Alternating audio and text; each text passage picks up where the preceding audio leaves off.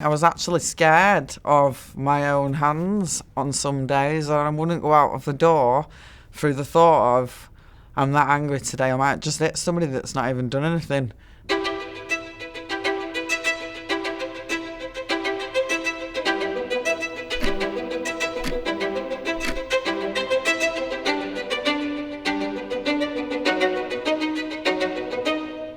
I'd always be like shouting and bawling or getting into trouble and just not functioning like a normal person, as they call it.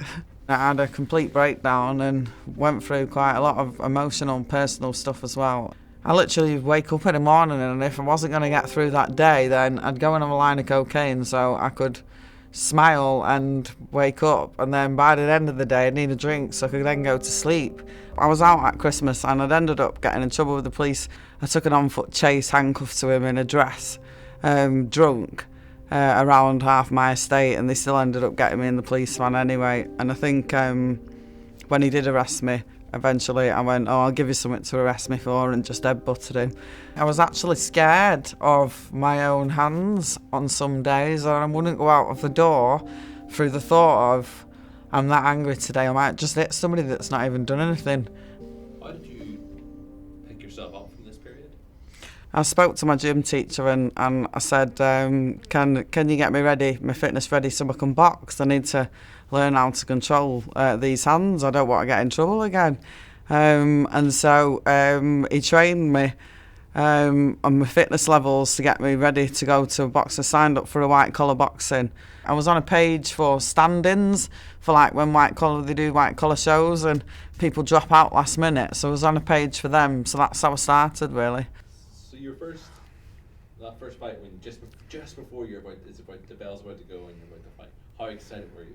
It was more that all of this time, that this game plan I've had in my head now, make it work. I wasn't bothered about the 1,000 people there or shouting and thinking. My head was so in, this is my fight and this is how I'm going to do it. And I was kind of like, just didn't feel anything. It felt like completely focused on, this is what my game plan. I'd say it was a fair match because we're perfect weight. Neither of us had ever fought before. But I went in there and wanted it, and I won, and I earned it in there. When they said me, it was like, whoa, I just looked straight up to the sky.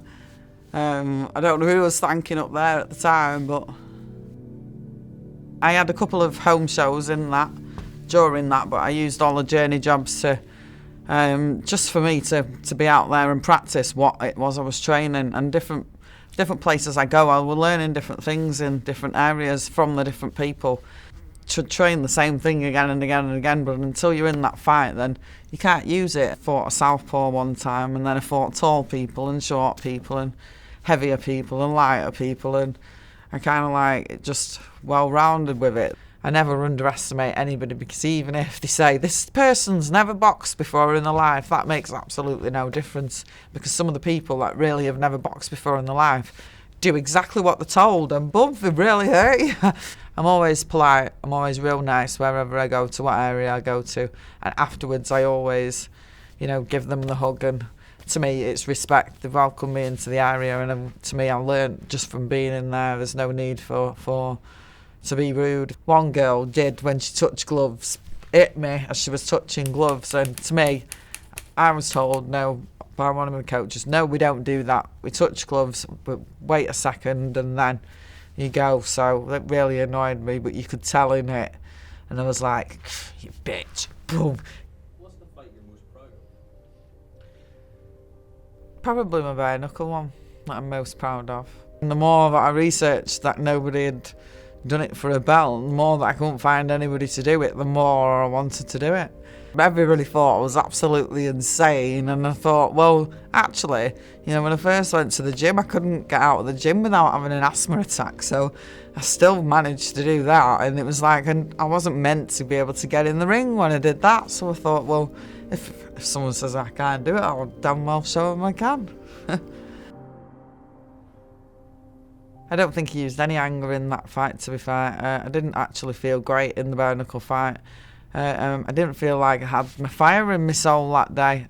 I had my skills in my head, and my head was working, but my fire wasn't in me that day, and I was just so careful to protect myself. And we have crap days. By round 1, she'd killed me off or not killed me off, my head was a mess. By 2, I had to really be careful, and I did pick up a bit. And by 3, then she'd caught me with my eye and he'd stopped it. But since then I have spoke to that ref again and was like, why did you stop it?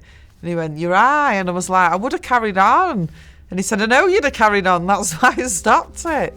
I was gutted afterwards, but my face hanging off, and the reality of stood there was, actually, I'm just grateful to be alive, and I'm still the other person opposite her. We're still the first people to have done it, and it's still an achievement.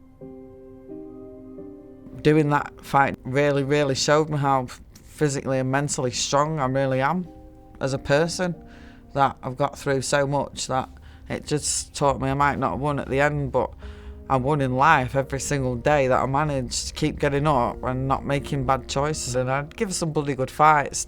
If I'm winning or losing, I still give a good fight.